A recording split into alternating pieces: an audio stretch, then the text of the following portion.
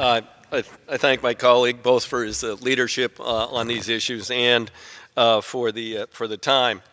And I also would congratulate Chairman Young and others, particularly Suzanne Bonamici from my state, who has taken a real leadership role on the issues of marine debris. We're choking the oceans to death. The lifeblood of our planet, the lungs of our planet.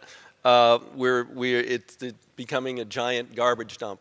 The Pacific Gyre can be seen from space. It is a massive gyre in the middle of the Pacific Ocean. And we have to begin to deal seriously with these issues. There was, just this week in the New York Times, photographs of the Dominican Republic, known for its pristine beaches, which had giant bulldozers on the beach trying to eat through about an 8-foot tall pile of plastic debris on the beaches. So this threatens the marine environment and all that which is dependent upon it, the creatures that live there and those of us who harvest from that.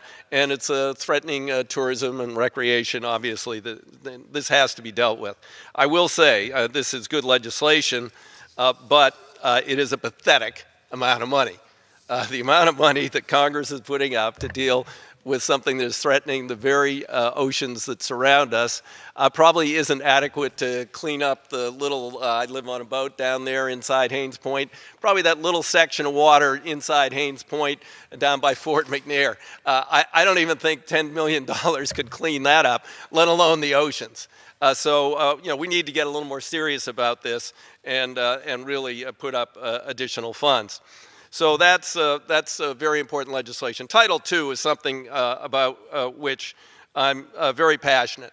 The worst maritime disaster since 1983. And obviously there is a lot of blame to go around on that disaster. But one of the factors was that ship was not fit. And it had been certified by an independent party, which is called, under the law, a recognized organization as fit to go to sea. Now, why would that happen? Well, because the recognized organizations get paid by the shipping companies. Now, I'm not going to hire you if you tell me my ship isn't fit to go to sea, which is what they should have been telling Tote. They didn't tell them because, hey, we want more of your business. We'll go out and certify some more of your unfit ships and kill more people. This has got to end. The Coast Guard is also at fault. They were not providing enough oversight to these recognized organizations and had let their own Marine Safety Division, under this privatization scheme, deteriorate to the point where they couldn't even keep up with the paperwork. So this bill is going to begin to rectify those issues and bring, revitalize the Coast Guard Maritime Safety Organization, and also bring new scrutiny on these recognized organizations so they don't kill any more people and send unfit ships to sea. And then finally, the legislation, the third part of this is I think, a tremendous accomplishment by the ranking member, John Garamendi.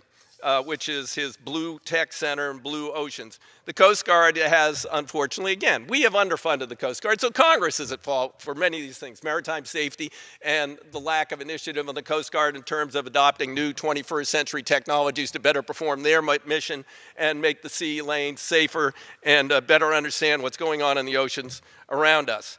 And so, maybe we'll get someday to name the Blue Tech Center after Mr. Garamendi, but not until he's long gone, so he's not in a hurry for that. So anyway, I want to congratulate him and congratulate others who've been involved and thank Chairman Schuster for moving this legislation. With that, I yield back the balance of my time. Gentleman yields.